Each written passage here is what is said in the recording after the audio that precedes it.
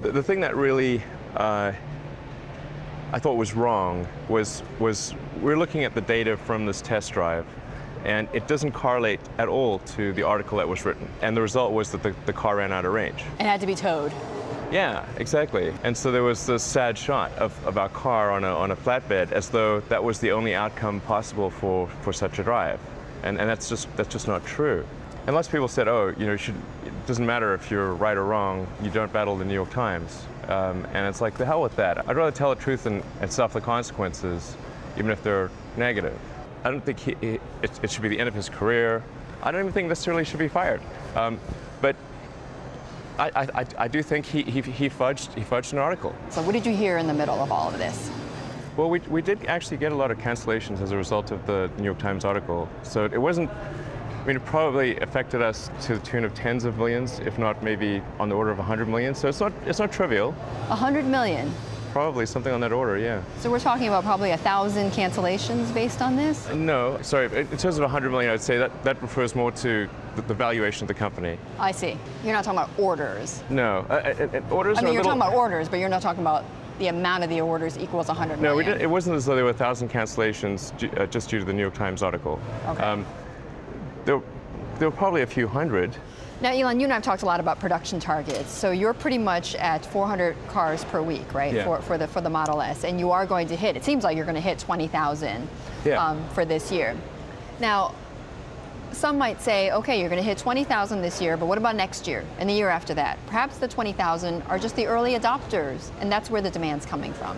In terms of Model S demand, we've seen more new reservations every successive quarter. So the demand appears to be growing if one is to extrapolate that trend. And we're also seeing that when a Model S when a lot of Model S's are delivered to a particular area of the country, we actually get increased reservations.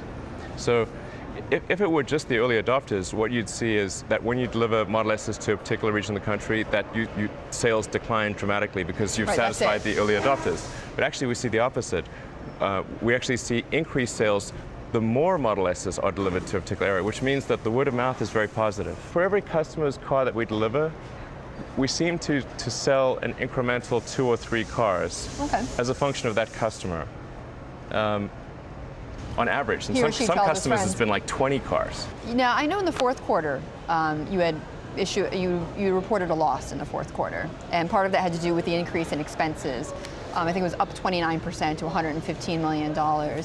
You also, though, promised for the coming year that you're going to boost production. You're going to, as I mentioned, you're going to hit 500 cars per week.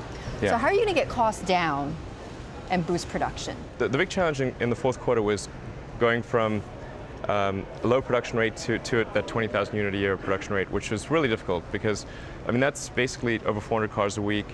In the past, with the Roadster, we only made 600 cars a year. Wow. So we have to manufacture and deliver and service as many cars almost in a week as we did in a year. So that took that's a steep learning curve. Yeah. And no question we made some mistakes along the way, and it's not optimal. I don't know what more we could have done, but there's no question we weren't perfect there. Elon, do you think you'd have the same amount of demand for your cars without the government subsidy? Oh, the $7,500? No, I think it would be a little less demand. I mean, there'd probably be, I don't know, 10 to 20% less demand.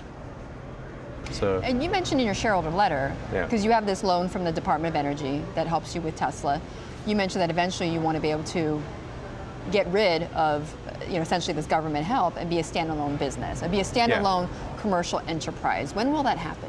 We have actually been paying off interest and principal on the loan on time. And one thing that was sort of, I think, not quite reported in some of the media last year was it sounded like at one point that Tesla was trying to delay the repayment of the loan or something. Actually, nothing could be further from the truth. We've always paid the loan off either on time or ahead of time. So we've got, I think, about 10 years. We want to pay it off in 5 years or less. Are you learning more, though, about how to deal with Washington? First of all, I'd say my overall impression of Washington is that it's much less corrupt than people think it is.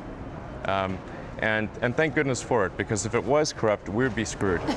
That's not to say that there isn't some amount of that goes on, well, but there actually are, I think, a preponderance of the leading House members and senators actually are quite idealistic and do care about doing the right thing. Elon, I was looking through a recent article, it was actually a Huffington Post article, where it seemed to portray you as kind of a peculiarity in Washington. People don't really know, who is this billionaire entrepreneur who's come in and developed the electric car market? He's got this private spaceship company. One aide for Congressman Tom DeLay said you showed up to a meeting with a congressman in a tight black t-shirt. I don't remember doing that, by the way. I don't think that's accurate. When I'm in DC, I always wear a suit and a tie. So I believe that is an inaccurate statement. Why do you think people have that reaction to you?